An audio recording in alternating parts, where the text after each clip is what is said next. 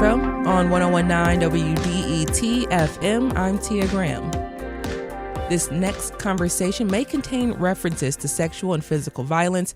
Please take care while listening. When women actors in Hollywood called other actors and executives who committed some form of sexual violence against them out, the whole world took notice.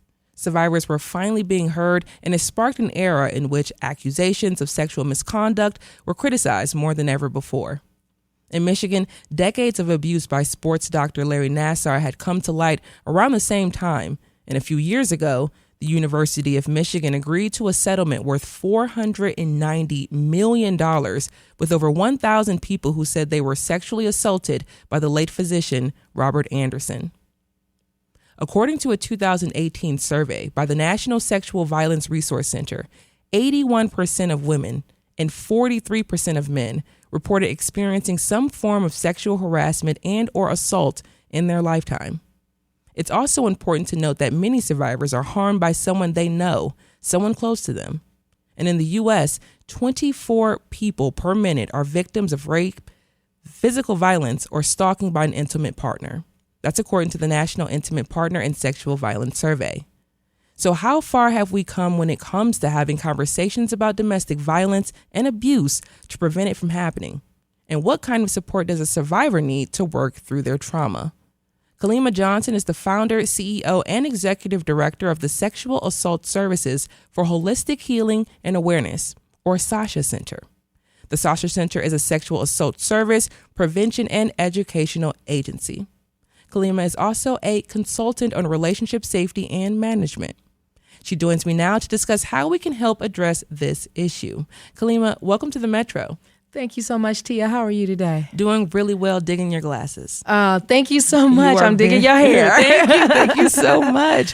Yes. But, just getting right into it. Sure. How did the Me Too era impact your work? Are survivors talking more about their experiences, and are people more inclined to listen? I am so glad that you have me here so that we can have the opportunity to talk about this, because it's rare that we have these opportunities. So I just want to say thank you to that, first of all. One of the things that the Me Too movement did for us at the SASHA Center is it catapulted our work and made it so that we were way more visible, because we've been around for 15 years. In June, we were 15. And, wow. And as you already shared with the listeners, is that we have been providing support group services to people who self-identify as experiencers of sexual trauma. The Me Too movement with Tarana Burke, who is also a very close and personal friend of mine, she actually gave us the opportunity to just center why it's important that we as a society need to talk about these things and the things that need to change.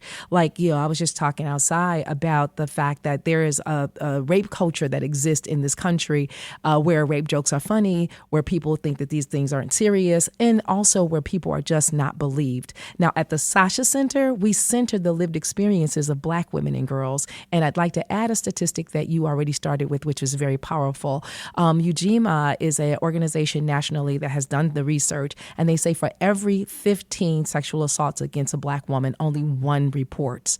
And so there's a whole lot of reasons behind why Black women do not report. And some of those reasons are the exact things that we actually uplift at the SASHA Center to create safe spaces and a soft place, particularly for Black women to land. Because SASHA Center is a culturally specific program that works to end sexual violence, not just, in the community, but definitely in our community. And the word soft space, because oftentimes I've been seeing, especially on social media, for Black women in general, having a soft life or living a soft life, yes, and trying to practice what that looks like. So when we talk about practicing a soft life and what it looks like in terms of being a survivor of sexual assault or sexual abuse in some form or some way, how do you tell folks to do that? Listen, first of all, we check our language. And so, Tia, at the SASHA Center, we don't even refer to those who may reach out to us as survivors or victims. We refer to them as experiencers. And that gives us the freedom to not have any expectations of a particular person about how they need to show up. And so our softness looks like being able to give you the opportunity to name yourself for yourself. And that may change from moment to moment and from day to day.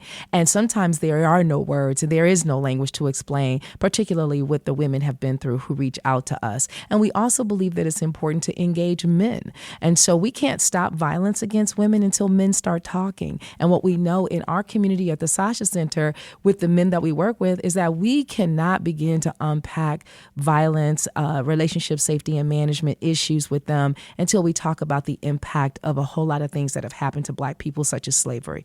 And so until we can talk to Black men about lynching and how some Black men were wrongfully lynched for the said carnal knowledge of other people and wrongfully accused of sexual assault and rape, then we're always going to have a challenge. But we're here for that. And so we create a soft space by, one, engaging in language that sounds familiar, that looks right. We create a soft space by allowing people to name themselves for themselves. And we create soft spaces because we believe in joy. And we're going to be having so much fun this next Saturday. I can't wait to get to talking about that.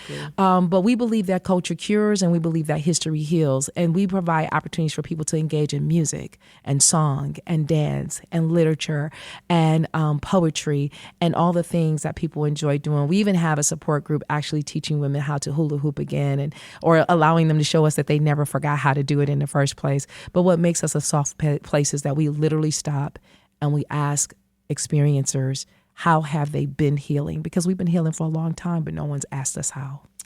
And I mean, my mind just went through so many different directions to ask questions. But the biggest one, I believe, is you have holistic in your name. Yes. So using and changing the words that represent what someone has gone through, to just experience versus the expectation of what it means to be a survivor or what it means to be a victim in those terms. Absolutely. Can you talk about how that is a holistic approach by using the power of words? Oh, absolutely. It's a holistic approach because we get to co-create with each other in lifetime. We get to identify and define what sexual assault even looks like in the first place. One of the things is that when we talk about gender-based violence in particular, there's a whole lot of room and space to talk about domestic violence, right?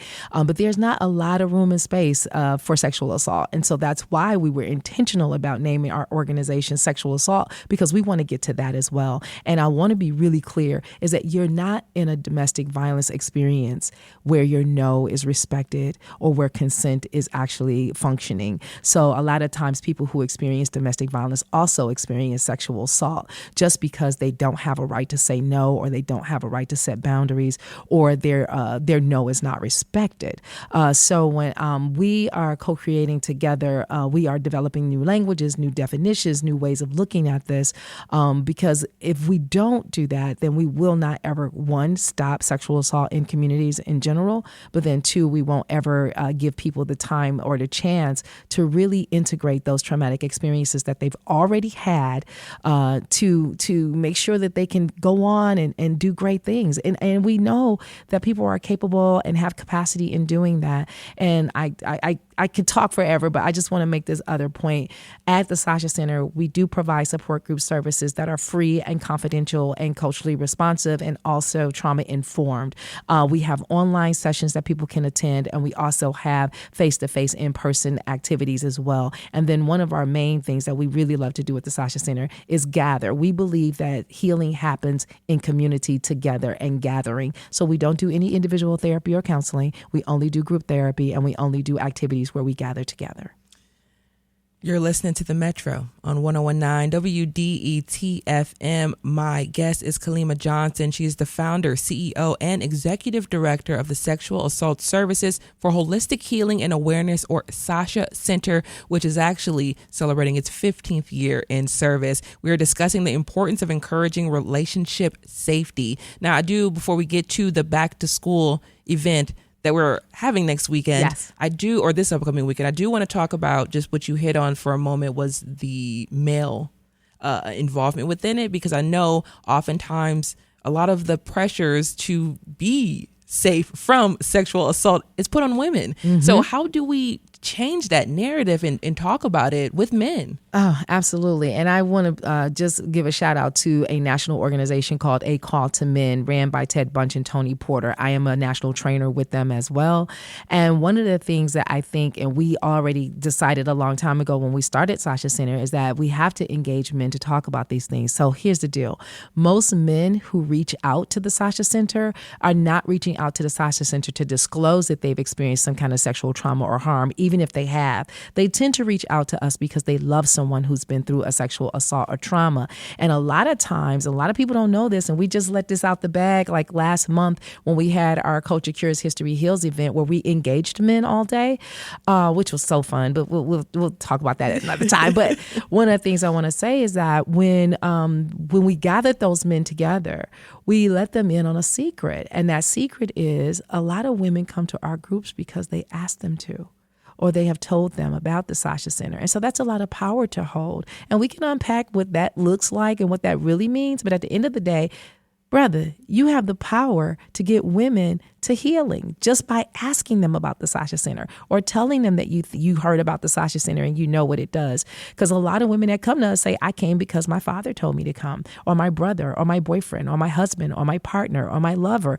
or my best friend, or my rap partner, or, somebody I ride bikes with, or somebody I'm boating with told me to come and to check you all out. And men carry that kind of power in community.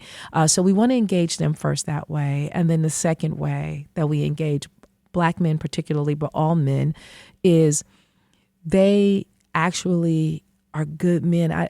Most men don't commit domestic and sexual assault, but the men that do not do those things don't have the language, and they just need to know the language and have the resources. And then we can make them ambassadors, if you will, or the Harriet Tubmans, I like to call them, to deliver our message.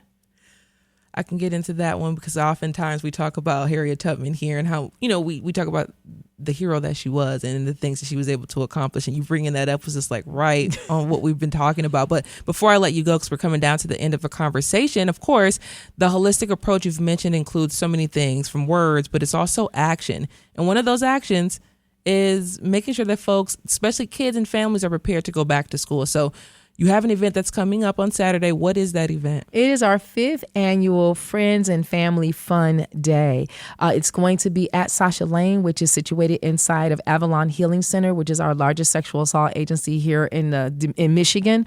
And we're going to have it right in the parking lot. We're going to have bounce houses. We're going to give away backpacks while supplies last. We're going to have barbecue. We're going to have a DJ. We're going to have all kinds of things. And we're partnering with other organizations. And I am so glad to be a member of the Black Sage Collective. It is a collective of Black women who are leading programs that service other people who have experienced sexual assault, domestic violence, and gender-based violence. And they're going to be offering for the moms and for the dads, if they want, facials and irregular therapy and all of the things that we have in the holistic space. We are going to have yoga. We're going to have Reiki masters. We're going to have chanting. We're going to have sound bowl healing. So all of that is also going to be going alongside. It's going to be, you know what, the SASHA Center, we good for a good circus. Okay. And so it's going to be a circus for the young people, and we're going to be actually engaging with families and letting them know who we are and what we do and the resources that they need to take with them into community if they need them for themselves or if they need them for the people that they love. And it's a good time. It's a good time. It's our 5th annual one. Say Detroit, Mitch Albom is a part of that as he helps fund it. And then the National Football League also helped fund it as well, and the National Basketball Association. And what is the date? The date is August 23rd, Saturday, from 1 to 4, I think it is. If not, then go to our website, www.sashacenter.org, and you can register there. And you must register to be a part. Kalimah Johnson is the founder, CEO, and executive director of the Sexual Assault Services for Holistic Healing and Awareness, or SASHA Center. She counsels experiencers of sexual assault or intimate partner violence. Kalimah, thank you so much for joining us on The Metro. Thank you, Tia. It was so good to meet you. Of course.